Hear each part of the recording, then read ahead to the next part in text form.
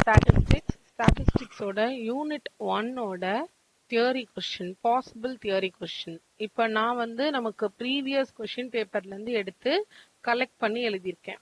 ஒரு 4 set of question paper எடுத்திருக்கோம். November, April அப்படின்னு 23, 22, 21 அப்படின்னு இருக்கிற கொஸ்டின் பேப்பர்ஸ்லேருந்து நம்ம கலெக்ட் பண்ணி எடுத்திருக்கோம். ஸோ ஃபர்ஸ்ட் யூனிட்லேருந்து எப்படி நம்ம கொஸ்டின்ஸ் எக்ஸ்பெக்ட் பண்ணலாம் அப்படின்றது தான் இந்த வீடியோவில் நம்ம கவர் பண்ண போகிறோம். ஃபர்ஸ்ட் என்ன கொடுத்துருக்காங்கன்னா, describe the collection and classification of data. இப்போ இதில் 1, 2, 3, 4, 5 5 கொஸ்டினுமே ஒரே கொஸ்டின் தான், ஒரே கான்செப்ட் தான். அந்த ஒரே கான்செப்டில் நமக்கு எது கேட்டிருக்காங்களோ அதுக்கேற்ற மாதிரி நம்ம ஆன்சர்ஸை எழுத போகிறோம். இதில் இது மட்டும் செகண்ட் யூனிட்ல கவர் ஆகும், ப்ரெசன்டேஷன் ஆஃப் டேட்டா. ஸோ அதை விட்டுறலாம். இப்போ இங்கே பாருங்க, collection of data, describe the collection of data. அடுத்தது கிளாசிஃபிகேஷன், அதுலயே கிளாசிஃபிகேஷனும் சேர்த்து கேட்டிருக்காங்க. கிளாசிஃபிகேஷன்னா டைப்ஸ் ஆஃப் டேட்டா. செகண்ட் கொஸ்டினும் various methods of data collection. அப்போ இதே தான், இந்த கலெக்ஷன்ற வேர்டை தான் இங்க என்ன கேட்டிருக்காங்க, எந்தெந்த மெத்தட்ல நம்ம அதை கலெக்ட் பண்ணலாம், various methods of data collection. இப்போ இது ரெண்டும் நமக்கு ஒரே கொஸ்டின்.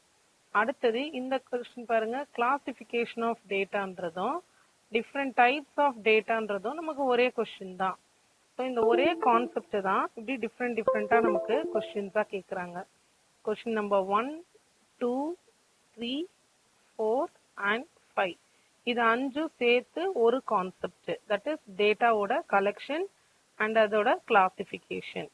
அண்ட் அடுத்ததான் நமக்கு இருக்கிறது, இது வந்து first part of the chapter. Second நமக்கு என்ன இருக்குன்னா, types of variable. Next 2 question, இந்த 2 கொஸ்டின் 6 and 7 வந்து நமக்கு ஒரே மாதிரி கொஸ்டின். அது வந்து நாமினல் ஆர்டினல் பத்தி மட்டும் எக்ஸ்பிளைன் பண்ண சொல்லி 6th கொஸ்டின்ல கேட்டிருக்காங்க, நவம்பர் 23ல. அதே நவம்பர் 22ல டைப்ஸ் ஆஃப் வேரியபிள் எல்லாத்தையும் எக்ஸ்பிளைன் பண்ணுங்க அப்படின்னு சொல்லியிருக்காங்க.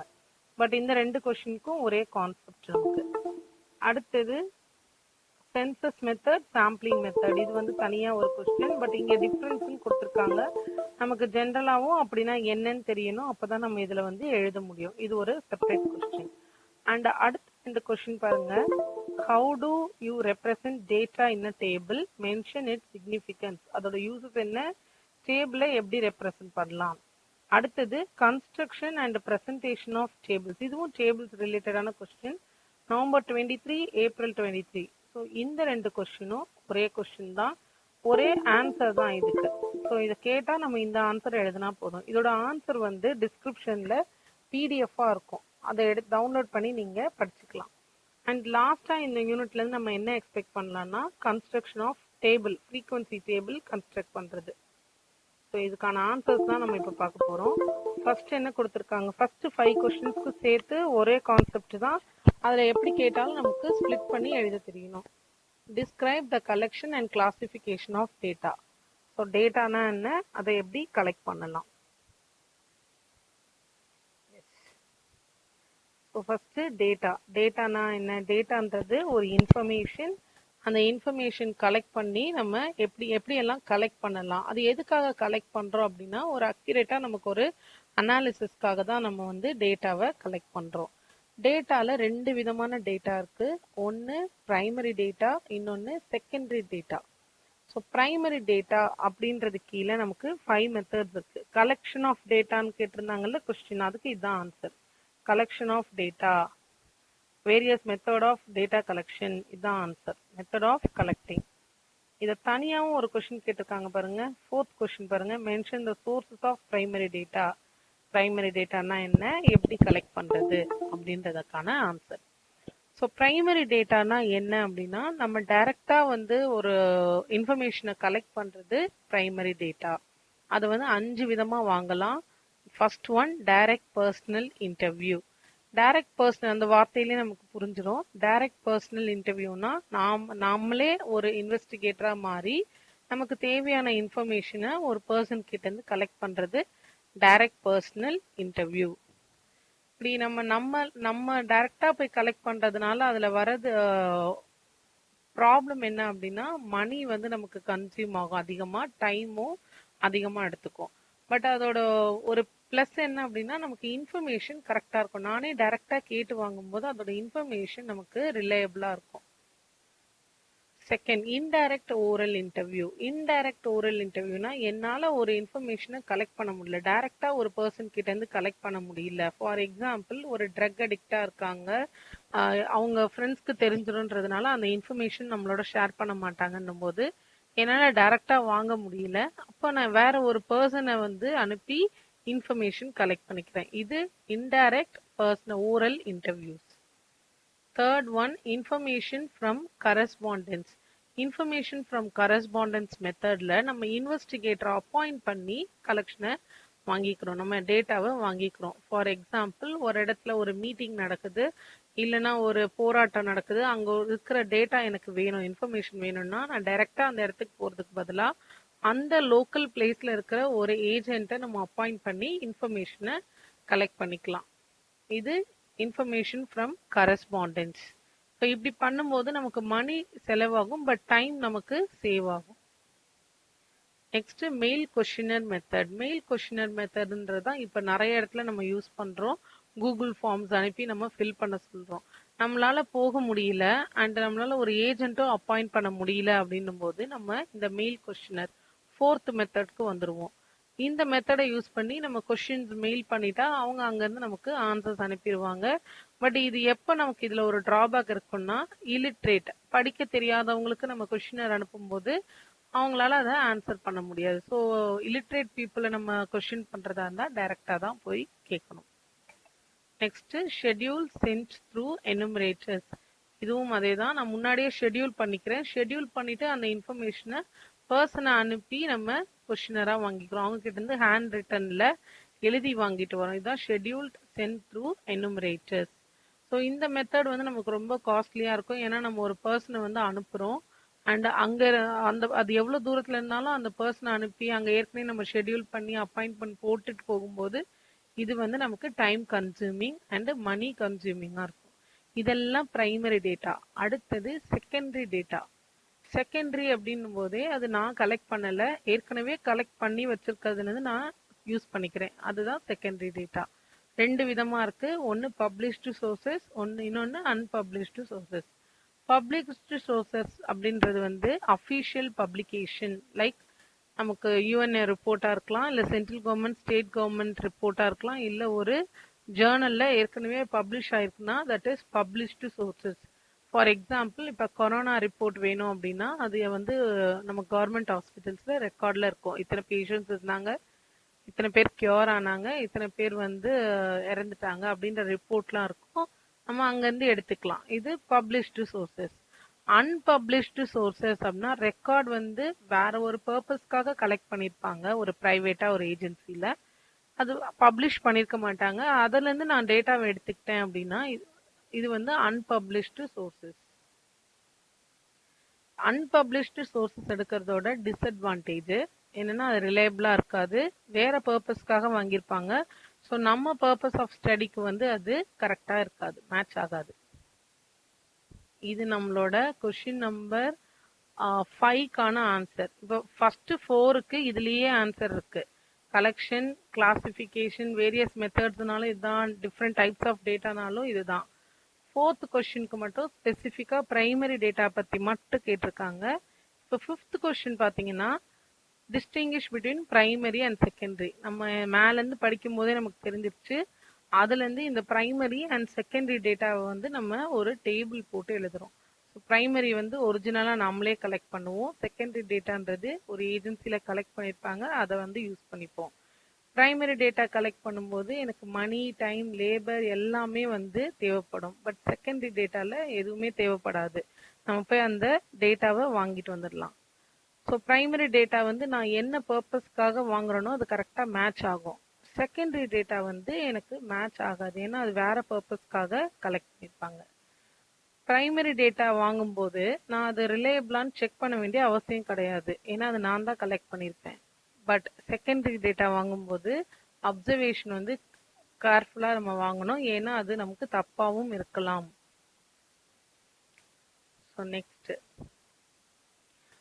கொஸ்டின் 6th and 7th கொஸ்டினுக்கான ஆன்சர்.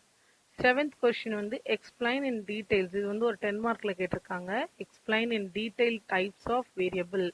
வேரியபிள் என்னென்ன டைப், அதை எப்படி நம்ம ஸ்ப்ளிட் பண்ணலாம்னு. அதிலேயே ஒரு சின்ன பார்ட்டா 5 மார்க்ல explain nominal and ordinal data, அதுக்கான ஆன்சர். இது வந்து வேரியபிள்னு சொல்லுவாங்க, data, types of data. So data, இந்த வேரியபிள்ன்றது வந்து எத்தனை டைப்ஸ் இருக்குன்னா கேட்டகாரிக்கல் அண்ட் நியூமரிக்கல். இந்த கேட்டகாரிக்கல் கீழே தான் ஆர்டினல் அண்ட் நாமினல் அப்படின்றது வருது. நியூமரிக்கலுக்கு கீழே இன்டர்வல் அண்ட் ரேஷியோ. நம்ம வந்து ஆர்டினல் அண்ட் நாமினல் டேட்டா பத்தி இங்க படிக்க போறோம். ஸோ டேட்டானா என்ன? It is an information. அந்த இன்ஃபர்மேஷன் வந்து 4 கேட்டகரியா பிரிச்சிருக்காங்க: nominal, ordinal, discrete and continuous. நாமினல்னா என்னன்னு பார்க்கலாம். ஸோ அதே தான் இங்க என்ன கொடுத்துருக்காங்கன்னா கேட்டகரிக்கல் அண்ட்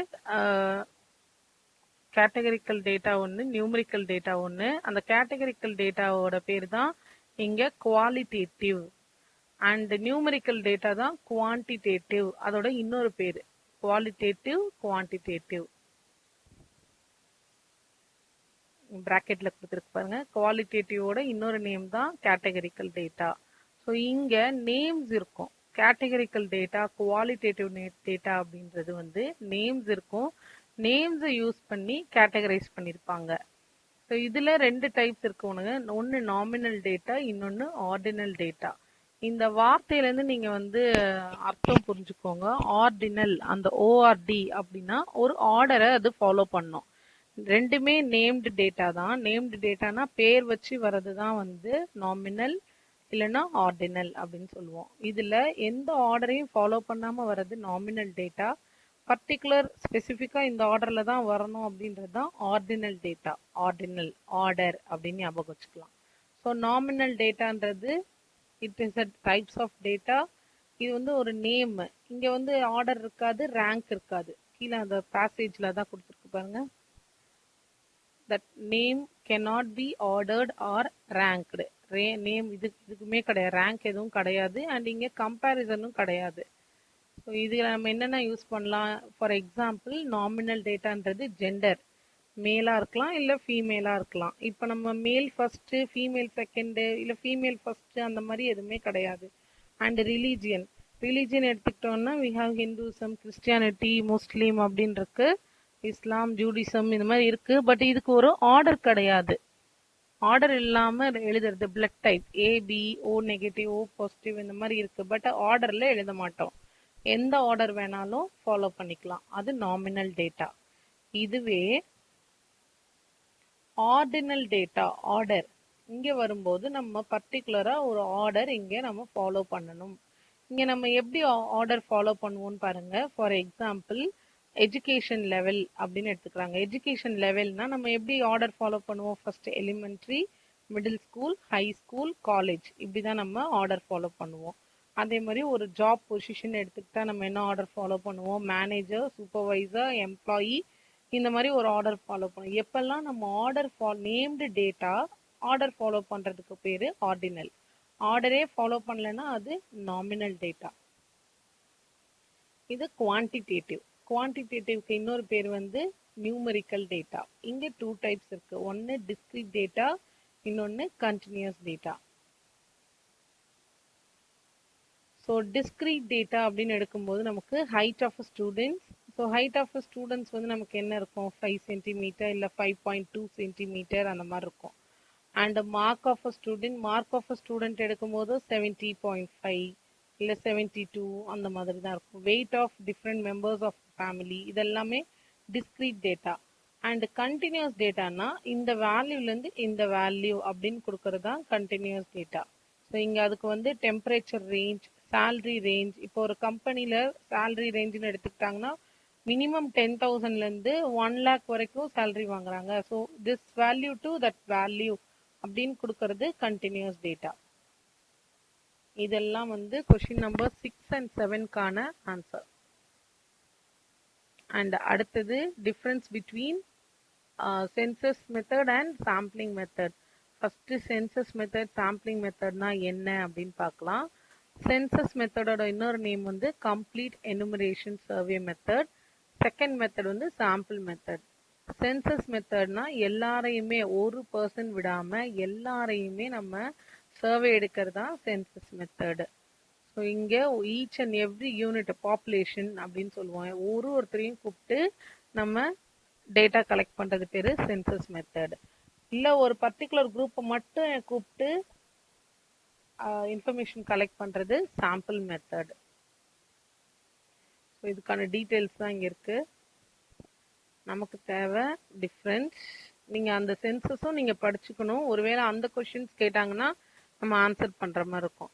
ஸோ இங்க வந்து நம்ம எப்படி கவர் பண்றோம், ஒவ்வொரு related to all the items in the population. பாப்புலேஷன்றது மொத்த குரூப்பையும் நம்ம இன்வெஸ்டிகேட் பண்றோம். பட் சாம்பிள் மெத்தட்ல என்ன பண்றோம், சம் ஆஃப் த பீப்புள், கொஞ்சம் பேரை மட்டும் நம்ம கூப்பிட்டு இன்வெஸ்டிகேட் பண்றோம். Suitability. So area of the investigation வந்து ரிலேட்டிவ்லி ஸ்மால். சென்சஸ் மெத்தட் வந்து எப்போ கரெக்டா இருக்கும்னா, ஒரு சின்ன குரூப்க்கு வந்து சென்சஸ் மெத்தட் நமக்கு கரெக்டா இருக்கும். எப்போ சாம்பிளிங் மெத்தட் அப்படின்னு எடுத்துப்போம் அப்படின்னா, ஏரியா ஆஃப் த இன்வெஸ்டிகேஷன் வந்து லார்ஜ்னு இருந்ததுன்னா, ரொம்ப அதிகமா இருந்தா என்னால் அப்போ ஃபார் எக்ஸாம்பிள் இப்போ இந்தியாவில் இருக்கிற மொத்த பேரையும் நான் ஒரு விஷயத்துக்காக சர்வே எடுக்கணும்னா அது நமக்கு ரொம்ப கஷ்டமா இருக்கும். அப்போ சாம்பிள் மெத்தட்க்கு போயிடுவோம். ஒரு சின்னதா ஒரு ஸ்ட்ரீட்ல இருக்க பீப்புளை தான் நான் சர்வே எடுக்க போறேன், இல்லை ஒரு மால்குள்ள நிக்கிற குரூப்பை தான் நான் வந்து சர்வே எடுக்க போறேன் அப்படின்னும் போது மால்ல இருக்கிற ஸ்ட்ரென்த் கம்மி. அப்போ நம்ம சென்சஸ் மெத்தட்க்கு போயிடுவோம். சென்சஸ் மெத்தட்ல தான் வந்து நமக்கு அக்யூரசி கரெக்டா இருக்கும். ஏன்னா நம்ம ஒவ்வொரு பர்சனையும் நம்ம அங்க இன்வெஸ்டிகேட் பண்றதுனால அங்க நமக்கு அக்யூரசி கரெக்டா இருக்கும். சாம்பிள் மெத்தட் வந்து இட் ப்ரொவைட்ஸ் லெஸ் அக்யூரசி. ஏன் லெஸ் அக்யூரசினா, நம்ம ஒரு சின்ன சாம்பிளை எடுத்துட்டு அதை ஜென்ரலைஸ் பண்றோம். ஸோ ஜென்ரலைஸ் பண்ணும்போது அது அக்யூரசி தப்பா இருக்கும் நமக்கு. ஸோ சென்சஸ் மெத்தடு ரொம்ப டைம் கன்சூமிங்காக இருக்கும். ஏன்னா நான் ஈச் அண்ட் எவ்ரி பர்சனையும் நான் சர்வே எடுக்கணும். வேற சாம்பிள் மெத்தட் வந்து லெஸ் நம்பர் ஆஃப் பீப்புள் எடுக்கிறதுனால டைம் கம்மியாக செலவாகும் நமக்கு. Cost same.